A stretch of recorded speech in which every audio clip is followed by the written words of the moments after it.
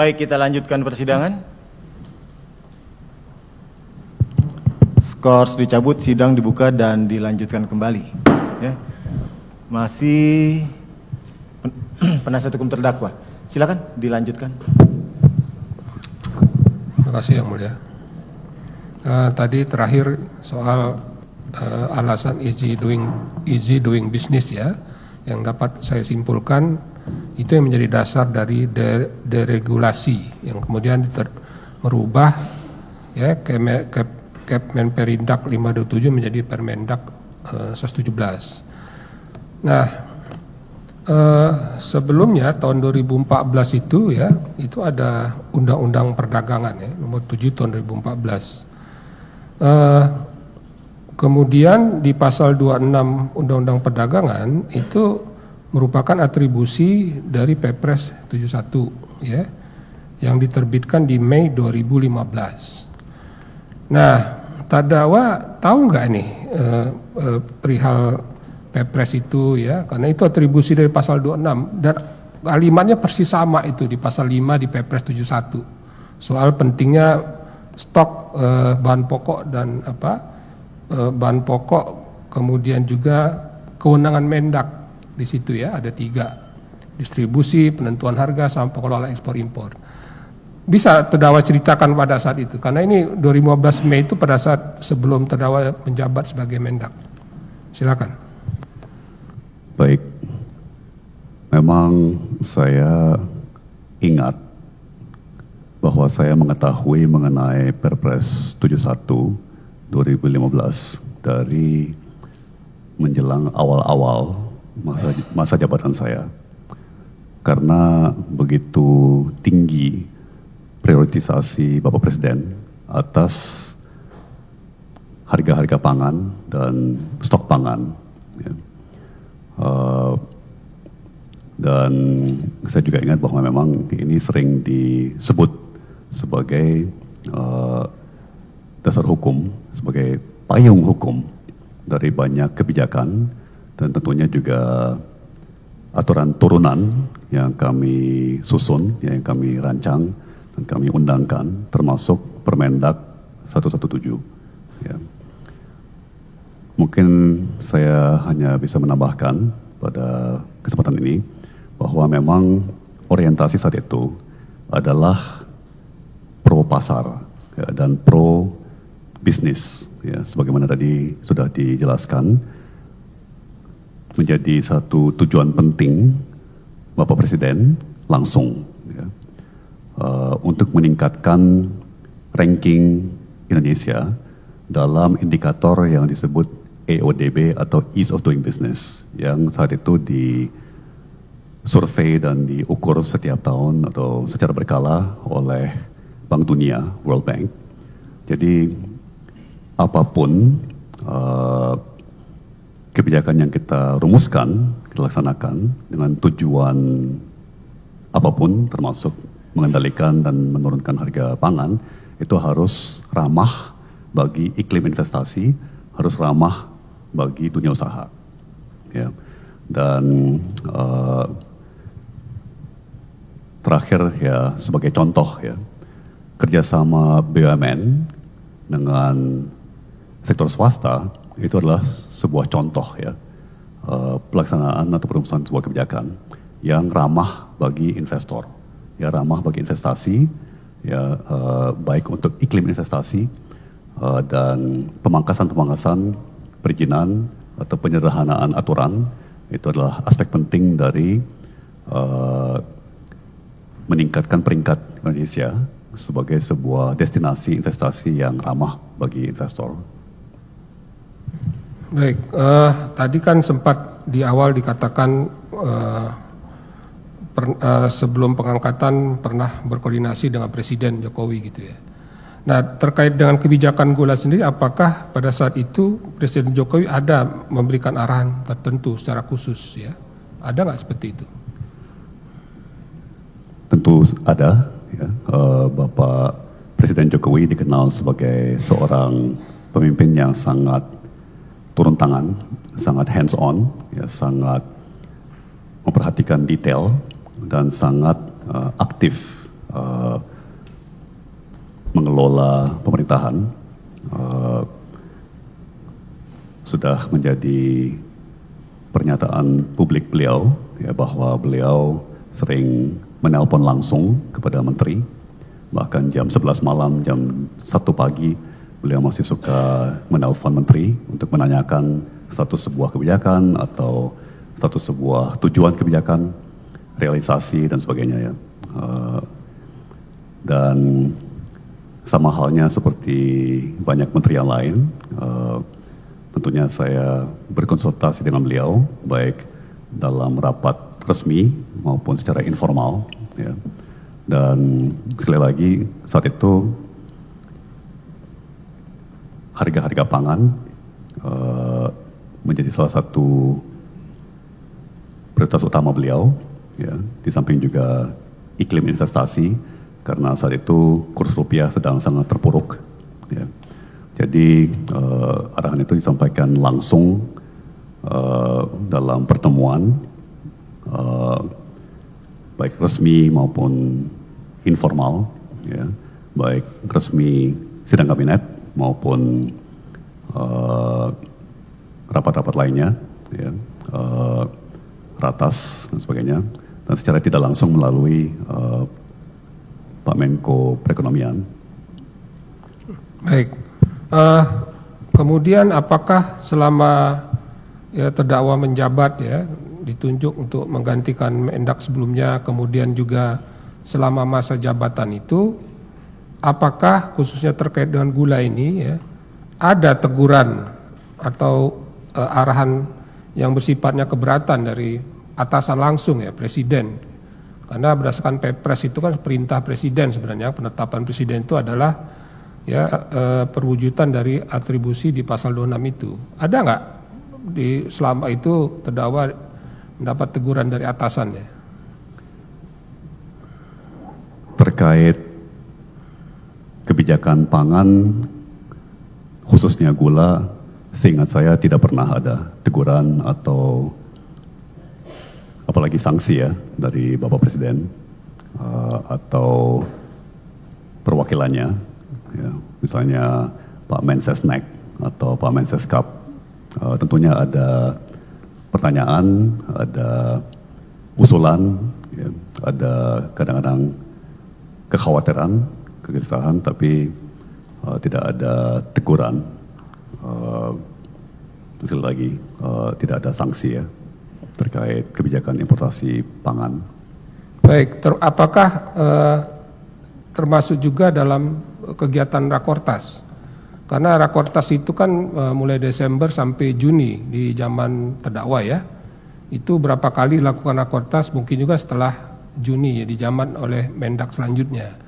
Nah, apakah terdakwa pernah mendengarkan atau mendengar langsung di Rakortas itu atau melalui pejabat di bawah terdakwa, ya, keluhan dari kementerian lainnya gitu, atau dari Menko Perekonomian yang dibahas dalam Rakortas-Rakortas tersebut, misalnya terkait dengan banyaknya importasi atau juga terkait dengan penunjukan apa itu PGR, ya, ada nggak mendapat informasi soal itu yang terdakwa dengar langsung?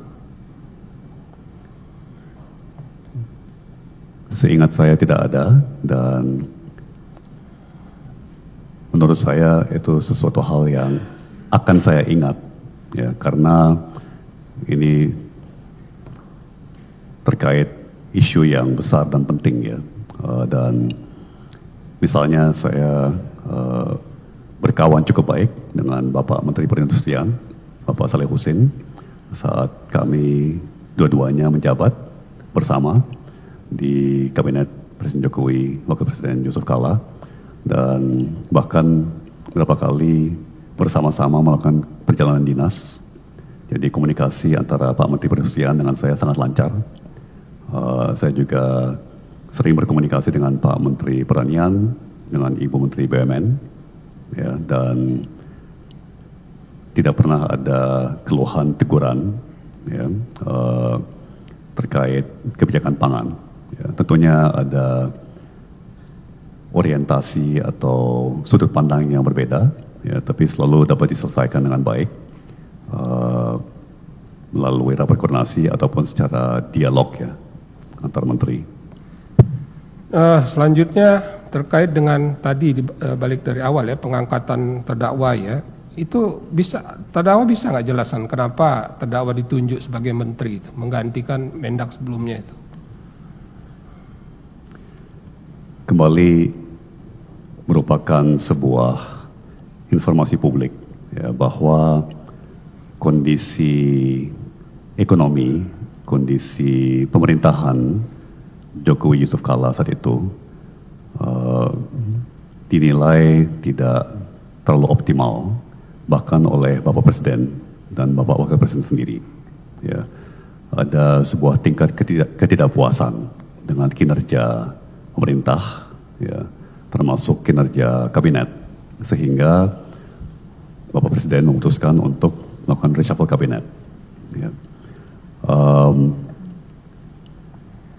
Dan sesuai keterangan saya sebelumnya, ya, tentunya khusus sektor perdagangan, Bapak Presiden mengharapkan agar saya lebih efektif dalam menjalankan berbagai tugas dan tanggung jawab yang terkait jabatan tersebut. Ya.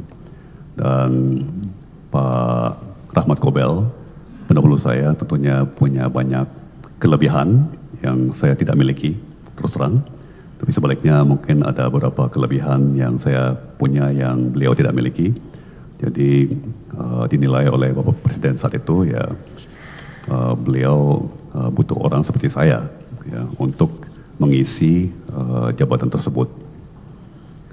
Baik, kita kemudian balik ke soal dulu ya, pemeriksaan terdakwa ya. Pada saat terdakwa ya diperiksa penyidik dulu ya, itu terdakwa tahu nggak terdakwa itu diperiksa sebagai apa gitu, sebagai pribadi kah atau menteri? Kemudian terdakwa tahu nggak perbuatan yang ditanya-tanya penyidik itu terkait dengan perbuatan sebagai Mendak atau pribadi itu? Bisa jelaskan? Saya sudah diberitahu dari akhir 2024 setelah saya resmi bergabung sebagai salah satu tim kampanye nasional, sebuah pasangan capres-cawapres ya, yang berseberangan dengan penguasa, bahwa kejaksaan sedang membidik sebuah kasus terhadap saya terkait importasi gula. Ya. Dan saya diberitahu bahwa sprindik sudah terbit dan bahwa kasus tersebut sudah dalam tahap penyidikan. Dan baik selama masa kampanye Pilpres 2024 ya, maupun setelahnya, saya mendapat kabar secara berkala bahwa kejaksaan terus membidik kasus terhadap saya terkait importasi gula. Pada saat saya dipanggil untuk pertama kalinya untuk diperiksa, saya diberitahu bahwa saya diperiksa sebagai saksi atas dugaan tindak pidana korupsi dalam importasi gula. Tidak jelas persisnya apa pelanggaran yang dituduhkan, meskipun banyak pertanyaan-pertanyaan yang mengarah ke sana ke sini, ya, mencoba melihat apakah ini dilanggar, apakah itu dilanggar. Ya. Seingat saya melihat semua konsisten dengan tujuan kebijakan, yaitu menstabilkan harga dan stok gula saat itu. Tentunya pada saat saya pertama kali diperiksa di Oktober 2024, saya sudah lupa banyak hal yang kejadiannya adalah 9,5 tahun yang sebelumnya pada saat itu ya. Sekarang udah hampir 10 tahun lalu. Sehingga seringkali saya hanya bisa menjawab secara normatif. Ya. Tapi saya berusaha untuk sekooperatif mungkin sekondusif mungkin, ya, dan sejauh mungkin berprasangka baik,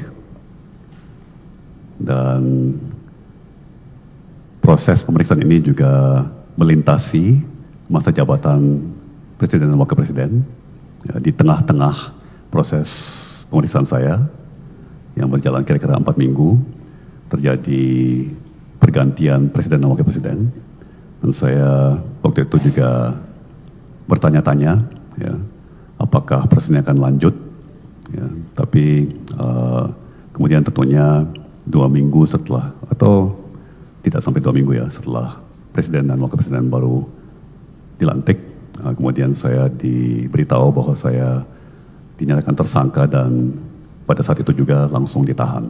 Ya. Jadi terdakwa mengetahui sebagai Mendak ya, jabat sebagai Mendak, dan peristiwa yang Betul. ditanya itu terkait dengan kebijakan saudara terdakwa Semuanya adalah pertanyaan-pertanyaan mengenai kebijakan-kebijakan, ya, keputusan-keputusan yang saya ambil sebagai Menteri Perdagangan. Baik. Di periode 2015 sampai Agustus 2015 sampai Juli 2016. Jadi tempus yang diperiksa waktu itu 2015 sampai 2016 selama terdakwa menjabat gitu ya. Betul. Nah, terdakwa mengetahui nggak ya pernah ada LHP BPK ya 2015-2018 ya itu dibuatnya 2018 tapi yang dilakukan auditnya 2015 sampai 2018 ya 2017. Nah, apakah terdakwa mengetahui itu isi LHP itu atau setidaknya pernah dikonfirmasi ke terdakwa, karena pada saat itu terdakwa lah yang menjabat sebagai Mendak?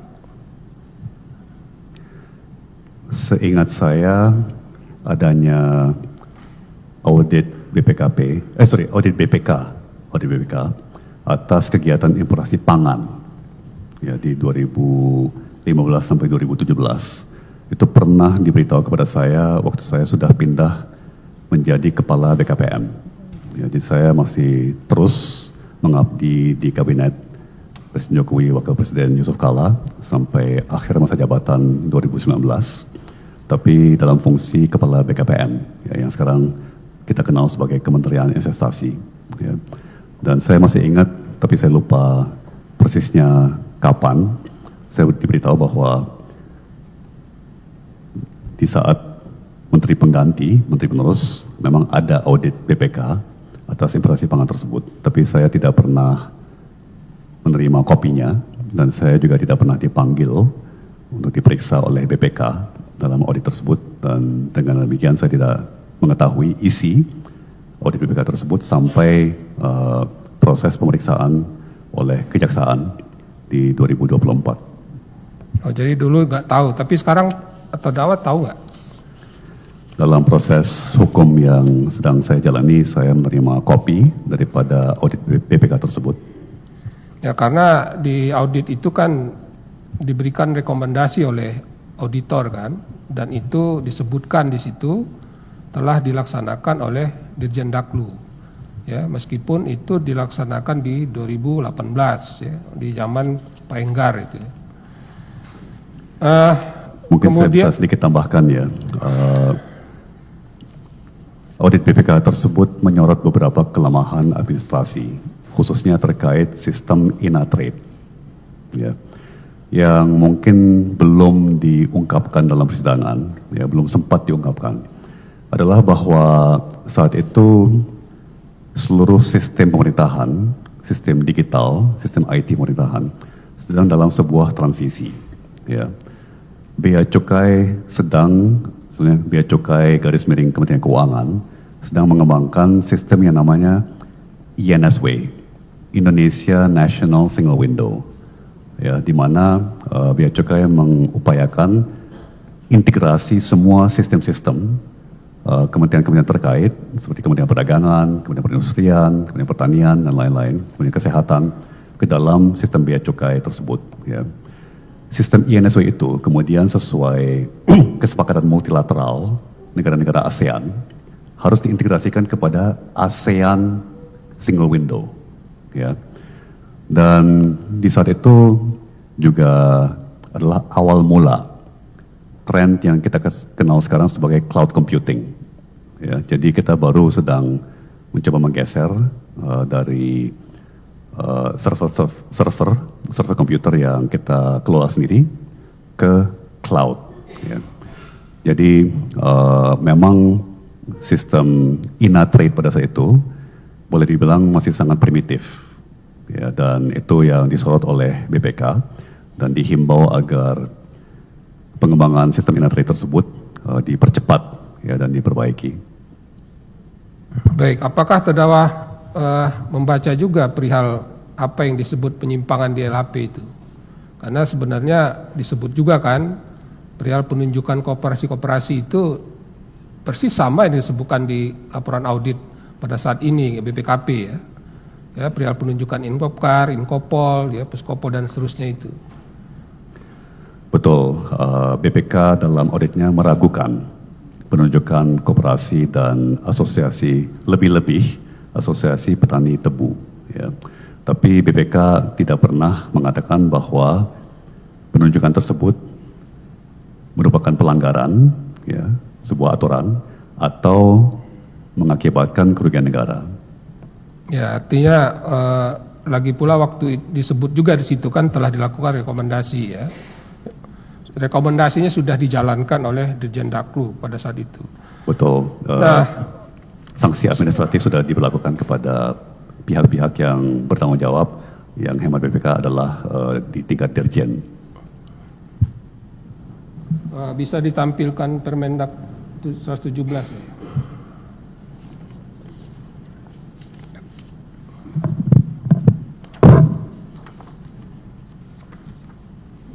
Di pasal 3, ya. Ini Permendak yang saudara terdakwa buat, ya. Ya, kalau di DPR itu yang buat undang-undang yang tahu DPR sama pemerintah, ya. Kalau ini kan saudara terdakwa yang nggak tahu, ya. Karena sebagai Mendak punya kewenangan membuat ini. Nah, bisa nggak dijelaskan, ya, menurut terdakwa sebenarnya pasal 3 itu, ya, yang minta harus persetujuan rakor itu apakah jumlah gula atau kebutuhan konsumsi gula? Jadi pasal 3 ini mengulang pasal serupa di keputusan Menperindak 527 tahun 2004, ya, yang bunyinya kira-kira sama, ya. Dan memang pasal ini mewajibkan agar kebutuhan gula nasional itu disepakati oleh rapat koordinasi atau dalam rapat koordinasi antar kementerian, ya. Dan juga mewajibkan agar jumlah gula yang diimpor itu harus sesuai dengan kebutuhan nasional gula yang disepakati tersebut, ya. Tapi sebagaimana saya tegaskan pada sidang sebelumnya, pasal ini tidak mengatakan bahwa jumlah gula yang diimpor harus sama dengan kebutuhan nasional, ya. Sama seperti sebuah restoran atau warung tidak mungkin, ya, hanya menyetok apa yang akan dia pakai, ya, dia harus punya inventory berjalan, ditambah lagi dengan buffer stock, ya, cadangan darurat. Kalau sampai terjadi apa-apa dengan dia punya supply chain, maka negara pun, ya, tentunya harus menjaga, ya, harus menyimpan sejumlah stok berjalan, ditambah lagi dengan sejumlah stok cadangan.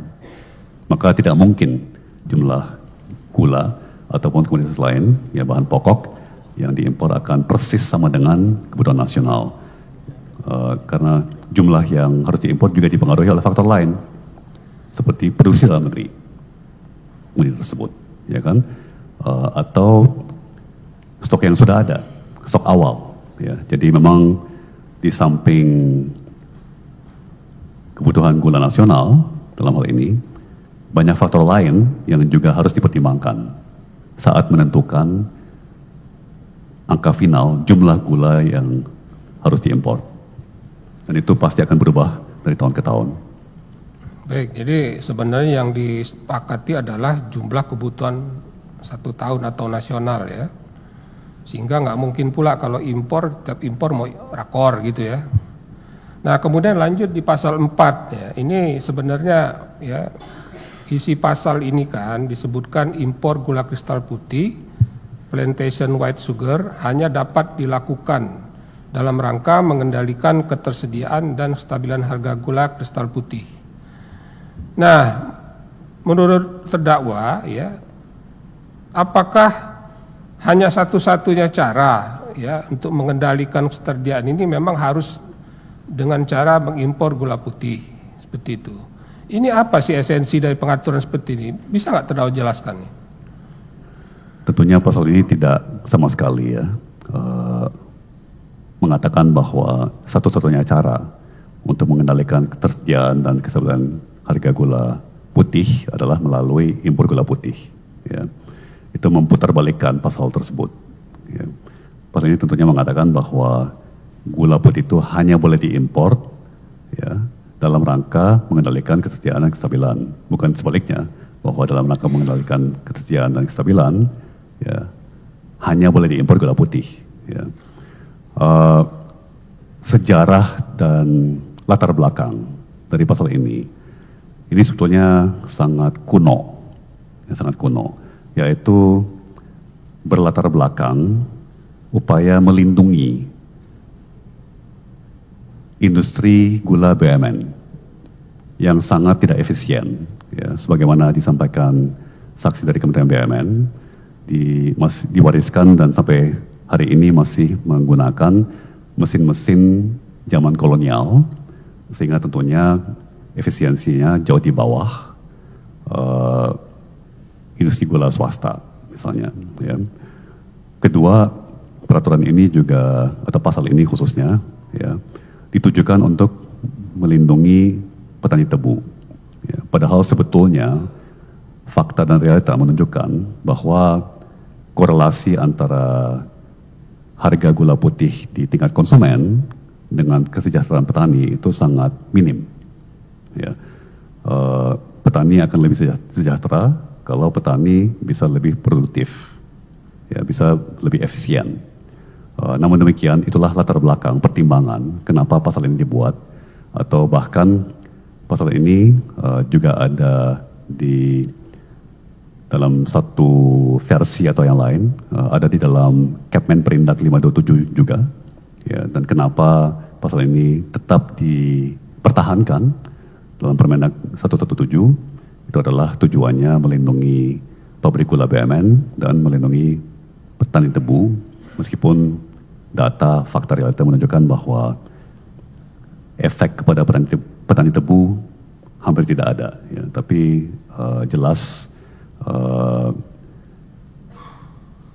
industri gula BUMN terutama menginginkan bahwa pasal ini dipertahankan, ya, lebih karena sentimen agar status quo tidak dirubah. Terdakwa pernah lihat membaca Permendak yang terakhir dari perubahan Permendak 117? Belum sempat. Ini Permendak tahun 2020 ya kalau Ya, salah. 2020. Saya belum sempat baca. Nah, apakah terdakwa mengetahui di situ diatur bahwasannya memang dibolehkan ya mengimpor GKM untuk merubahnya menjadi GKP? Terdakwa tahu nggak itu? Saya mengetahui bahwa Permendak tahun 2020 mengatur secara lebih detail dan membenarkan importasi gula mentah untuk diolah menjadi gula putih, ya, untuk memenuhi kebutuhan nasional, termasuk upaya-upaya stabilisasi harga dan stok gula nasional. Ya. Perasaan saya sedikit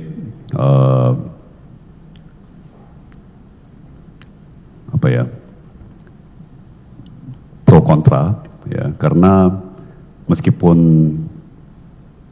Permendak baru lebih detail, ya, sehingga lebih jelas, ya, sangat kelihatan bahwa ini sudah meninggalkan semangat debirokratisasi dan deregulasi dan relaksasi yang didorong oleh Presiden Jokowi dan Wakil Presiden Yusuf Kala di awal-awal pemerintahan Presiden Jokowi. Ya. Karena semakin banyak aturan, ya, semakin mikro aturannya, ya, semakin kaku seluruh sistem, dan semakin banyak syarat-syarat ketentuan yang harus dicek oleh pelaku usaha. Dan dalam kurun waktu persidangan ini, saya dapat laporan dari beberapa anggota tim kita bahwa ada survei global yang sekarang menempatkan Indonesia di ranking terbawah dari 122 negara. Indonesia menempatkan ranking terbawah di nomor 122 sebagai negara dengan aturan impor ekspor paling ribet, paling jelimet di dunia, ya. Dan orang masih bertanya-tanya kenapa industri kita menciut terus, ya, kenapa terjadi gelombang PHK, disusul gelombang PHK, disusul gelombang PHK, ya.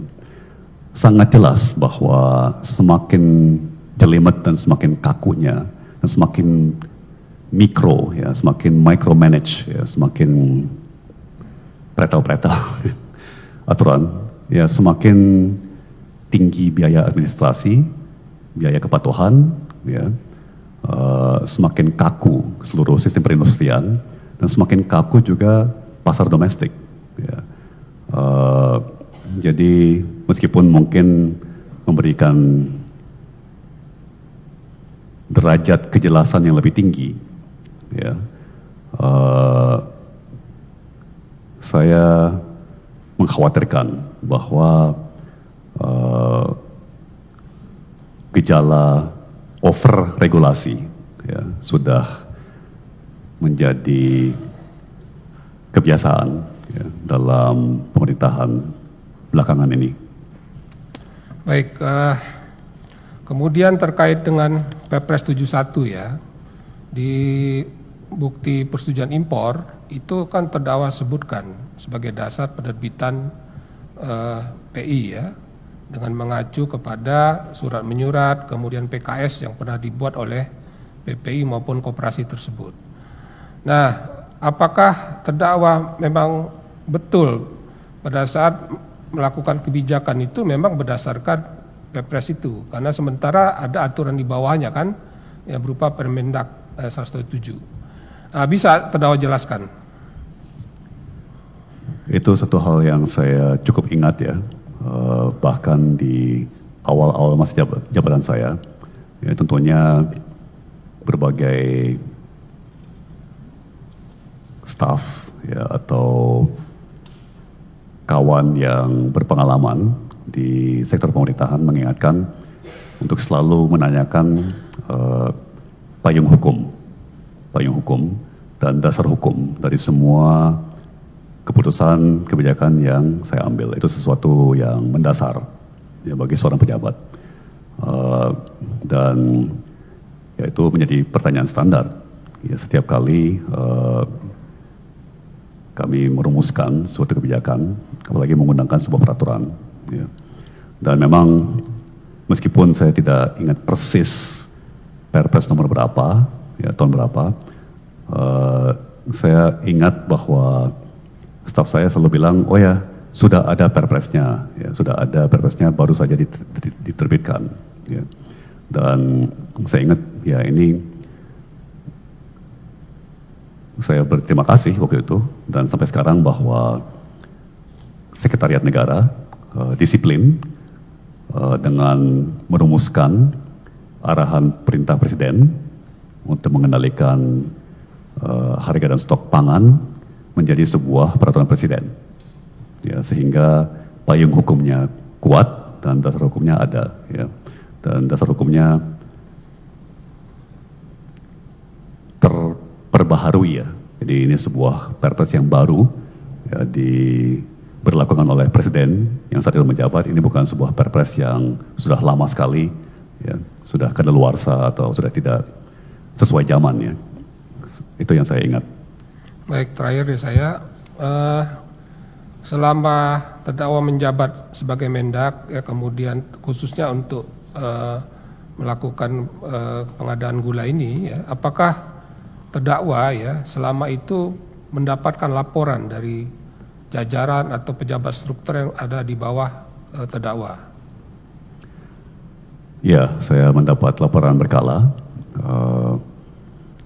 dari jajaran yang tentunya merupakan produk daripada staf mereka, ya. Baik secara tertulis, secara paparan maupun secara lisan di berbagai kesempatan. Terakhir sekali lagi ya, bisa nggak mungkin secara singkat sebenarnya apa yang benar-benar menjadi core tugasnya menteri itu, khususnya Mendak ini? Tentunya menjaga kestabilan dan kondusifnya perniagaan dalam negeri, ya, di mana itu termasuk dalam cakupannya adalah rantai pendistribusian, rantai pasok, tingkat stok yang memadai untuk semua bahan pokok dan barang penting, mengembangkan sarana perdagangan, baik peringkat keras maupun peringkat lunak, dan menjalankan kebijakan perdagangan luar negeri, antar negara, perdagangan internasional, dan juga merundingkan perjanjian-perjanjian perdagangan internasional, ya, dan di luar itu tentunya membantu Presiden dalam semua urusan yang berkaitan dengan sektor perdagangan. Sebagai pembantu presiden ya. Sebagai pembantu Presiden. Baik, cukup dari saya.